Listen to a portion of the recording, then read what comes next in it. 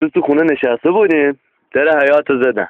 ننه خدیجه اون موقع داشت کلوچه درست میکرد. قرار شد ما برم کجا؟ برم بازار 4 تا نون سنگک بگیرم بیام. کجا؟ تخت یا جاده اصفهان. خلاص آقا در حیاط زدن، رفتم در وا کردم. بگو کی بود؟ بیل کلینتون. گفت جواتنی؟ گفتم تو من از کجا میشناسی؟ گفت بابا کلوچه ها ننه خدیجه تو نیویورک خیلی معروفه، یه 2-3 تا بده ما ببریم بخوریم. خلاصه بهش گفتم تو برو، ما خودم ساعت 12 اونجا. ساعت چند بود؟ 11. بیل کلینتون رفت، ما هم رفتم ترمینال خط آبادان نیویورک. سوار هواپیما شدیم، 300-400 کیلومتر تو آسمون رفتیم. یه دفعه دیدم یکی اومد گفت جواتنی؟ گفتم تو من از کجا میشناسی؟ گفت بابا یاد نیومده بودم آبادان سوار تاکسی شدم. گفتی اضافه باری باید بپری پایین، حالا نوبت توه، بپر پایین. ما هم آقا پرو هواپیما پریدیم پایین، افتادیم تو اقیانوس اطلس. یه 300-400 کیلومتر داشتیم شنا می‌کردیم. 4 تا کوسه دورمو گرفتن. اولینو زدم، دومینو زدم، سومی زدم، چهارمی. گفت جواتنی؟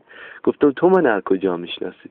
گفت بابا یاد نیومده بودم پیش گیر کردم به قلاب ماهیگیری، دلت برام سوخت ولم کردی. گفتم ها یادم میاد. حالا ما ول که آقا ما رفتیم جلو، رفتیم یه 400 کیلومتر دیگه رفتیم.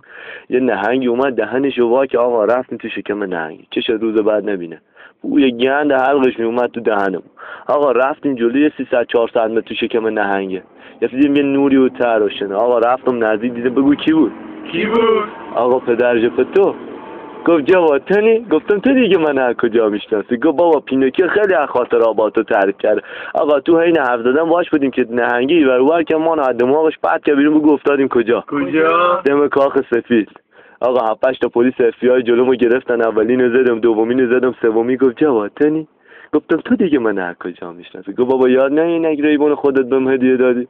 گفتم ها یادم میاد. ما باید برم داخل بیل کلینتون رو ببینم. گفت نمیشه این صحبت‌ها به هزار زور. آقا رفتیم داخل. آقا در وا کردم، چش روز بعد نبینه. بگو کیو وسط؟ کی بود؟ جک. نه اشتباه شد. ببخشید آقا اشتباه شد. مایکل وسط بود. آقا مایکل داشت بیریک میزن. رفتم جلو، یه دفعه گفت جواتنی؟ گفتم تو دیگه من از کجا میدونی؟ گفت بابا صحبت تو اینجا تام کروز هم بیشتره، معروف تری.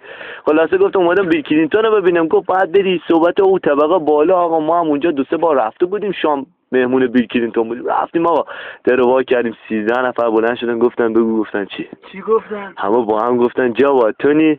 گفتم شما من از کجا میشناسید؟ گفت بابا تون خالی بند همه میشناسن. تو خونه نشسته بودیم، در حیاط زدن. ننه خدیجه اون موقع داشت کلوچه درست میکرد. قرار شد ما برم کجا؟ برم بازار 4 تا نون سنگک بگیرم بیام. کجا؟ تخت یا جاده اصفهان. خلاص آقا در حیاط زدن، رفتم در وا کردم.